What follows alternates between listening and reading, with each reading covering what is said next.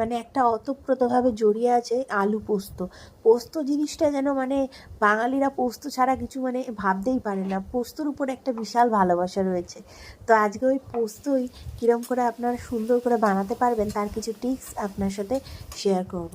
প্রথমেই জানেন তো, পোস্তটাকে নুন দিয়ে হালকা করে গুঁড়িয়ে নিয়েছি, তারপরে কাঁচা লঙ্কা দিয়ে আর জল দিয়ে খুব ভালো করে পেস্ট করে নিয়েছি। তবে আলুগুলোকে তেলে খুব ভালো করে ভেজে নিলাম, নিয়ে তারপরে পোস্তটা দিয়ে আর একটু জল দিয়ে ব্যাস আলুগুলো হালকা সিদ্ধ হলে, আবার আলুগুলো খুব বেশি গলে গেলেও আবার ভাল লাগবে না, আর লাস্টে এরকম একটু কাঁচা তেল দিয়ে ব্যাস নেড়ে নামিয়ে নিন।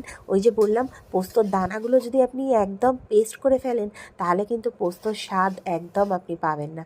দানাগুলো একটু দানা দানা থাকতে হবে, তবেই গিয়ে পোস্ত খেতে ভালো লাগবে।